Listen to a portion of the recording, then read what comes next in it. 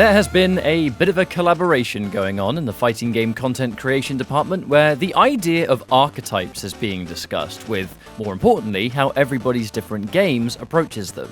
I was reached out to by Leon Massey, a fellow UK lad who makes really cool fighting game videos himself, and it gave me an opportunity to expand on this topic with my own area of expertise, which, if you follow this channel, is Mortal Kombat.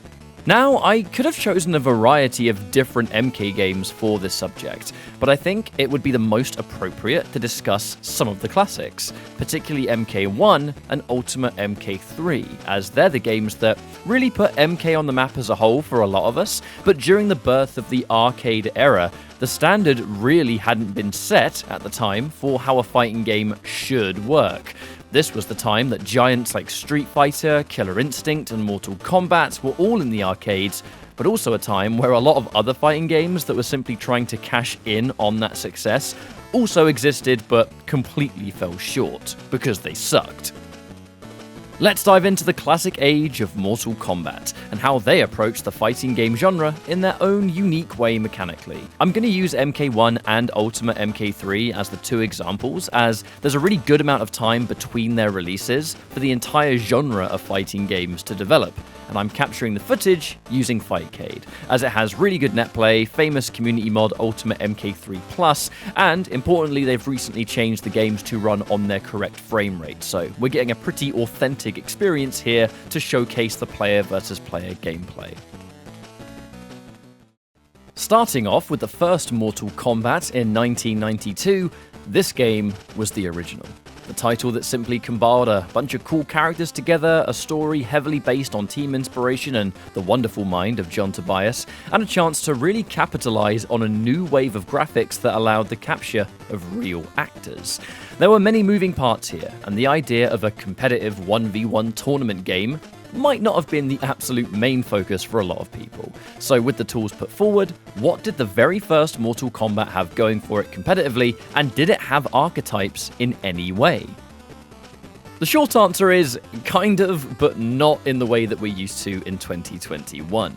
The idea of grapplers, zoners, rushdown, or set play with the setbacks perhaps of a weak neutral or something, the stuff that we're used to these days, was definitely not set in stone. It was simply the idea of character versus character and what their tools did against each other. Everybody had a projectile, everybody could jump in a game where walk speed is hilariously slow, everyone had an uppercut or a sweep, so at the core base, everyone in theory can play that basic layer of Mortal Kombat 1. It's how their moves allow them to play the game slightly different that sets them apart, and with that, let me give you some examples. In MK1, the special moves define the general path that you follow with every character, but importantly, it is the base attacks too. The strength of their jump-ins is a very big deal, as it can lead to anti-airs, combos in the corner, instant jump reads into big damage. Some characters are nowhere near as good at those things, which forces them to play a much more grounded game. The ninjas are a clear example of this because their jump-ins are some of their weaker areas compared to a Cage or a Raiden or something. Their game is more focused on waiting for your movement and capitalizing, either with anti-air jabs or getting a good read into a favorable trade if you're Sub-Zero. Throws are very important indeed, as there is a weird little bug where if you get counter hit by something in this game, you actually can't block for a few frames when you're getting up off the ground. Sub-Zero throwing you out of a button lets him secure a well-timed guaranteed freeze. Raiden can use his lightning shock to hit you as well. Scorpion can hit a spear in the right situation. Some characters can even corner uppercut you as you stand up into a near touch of death situation. But again, these grabs are important as everyone, so you can't exactly call any character in this game a grappler. Mobility can be a character-defining feature though, as the movement in this game is so stiff when you start out that anything that aids that goes a long way. Raiden is by far my favourite character to play in this game because his teleport is a game changer for pressure and general movement. You feel a degree of freedom that you otherwise don't really have with a lot of other characters. Fast punishes are another defining feature as it changes matchups. Sub-Zero's sweep punishing quite a few things on block is huge. Liu Kang's flying kick punishing some moves otherwise very hard to punish, like a Raiden Superman. Superman also gets punished by a Scorpion teleport. My point is, these specific moves require specific matchup knowledge that doesn't really play into the X archetype beats Y archetype design. But it does mean the game is heavily focused on the unique side of each individual character, through unintentional gameplay features or otherwise. Every character had their own identity, but I wouldn't go as far to say that this game had true fighting game archetypes. It had things that made some characters come into their own element, but as the first of its kind in Mortal Kombat, it did at least set some foundations that we would see games later. Now, Ultimate MK3 released 3 years later in October of 1995, a few months after Vanilla MK3, which was definitely more buggy and unpolished, as Ultimate introduced a ton of quality of life changes that made it a lot more competitive. Ultimate MK3 definitely did have archetypes, and it comes down to a more expanded move list of each character, the team clearly having more knowledge in this kind of thing, an expanded roster size, and more. But the archetypes might still not be the kind that we're all used to, as unlike MK1, where every character could play the game at its base level, you really cannot say the same for the roster in this one. Ultimate MK3 was heavily focused on run jabs, fast offense, good capitalization on hits that can crush their defense like a kickstarting string or a launcher that could bag massive damage, and this certainly didn't belong to everyone in the game. But the characters that couldn't do those things arguably excelled in other areas that allowed them to at least fit into some kind of category for people that liked that kind of character. Now, these characters won't be top tier by any means, but they at least had identity. The only character in this entire game that definitely didn't have his own identity was Scorpion, as Human Smoke outshined him in every possible way. But on YouTube, that is a discussion that has been explored time and time again, so I think I don't need to cover it here. Starting with grab characters. Now, again, grabs are pretty important in almost every fighting game, and they're an important threat for every character. But only a few characters have what you could actually call a grapple game plan in this one, something they could really work into their design as they had more options off it than most. Cyrax was one of those, as his big weakness may have been the fundamental side of things, but his grab game still let him bag scary damage because he could both side switch mix you up, or cash out into an actual full combo.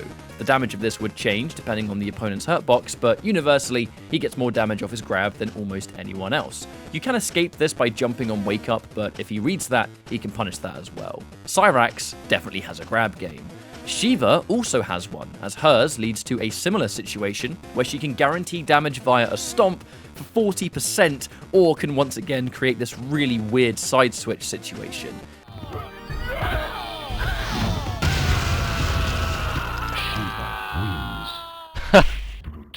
Oh yeah, that does that. Jax had his quad grab, which bagged massive damage on its own, and Robot Smoke's grab is a really fast knockdown that can be a scary jump into air grab situation afterwards. Now that's just a few examples off the top of my head, but it's one of the first times you could actually say that characters' grabs were this important for their design, especially those on the weaker side of the tier list, i.e. Cyrax and Shiva, who really needed this to at least do something potentially impactful in a match. Other more prominent top tiers had great grabs too, like Cabal. His grab just set him up perfectly for whatever came next, but Cabal was basically a perfect character, so he could do everything. Zoners are absolutely an archetype in Ultimate because of a bunch of characters being able to use space control as a major part of their game plan. And again, let's list a few of them. Sector was a zoner for sure, his smart missile being the key component to bait them into moving, where a straight missile can catch them trying to move in. However, in regular Ultimate MK3, only player 1 Sector could do this, as player 2 Sector couldn't have a straight missile on screen if smart missile was too. So, player 1 Sector was a better zoner than player 2. Strange, I know, but it was the 90s, this kind of stuff just existed. Reptile was one of the best zoners in the entire game thanks to his force ball combinations. You'd take his projectile game and add his crazy death combos into the mix, and you have someone who makes you fear him no matter where you are on screen. unmasked Sub-Zero has many defensive tools used for zoning, like his guided Ice Shower, Ice Clone of course, and being able to get a great trade situation if he used a regular freeze. Jax was a much better zoner in vanilla MK3 due to projectile recovery, but in Ultimate is still a force to be reckoned with thanks to his projectile options and ground pound. And again, can't go without mentioning Cabal, as he was by far the best zoner in the game thanks to instant air gas blasts. These things nullified most characters in the game on its own. Kind of ridiculous. Rushdown characters were absolutely a thing for those that like the fast-paced gameplay. Nightwolf comes to mind absolutely, as his rushdown was some of the very best in the entire game.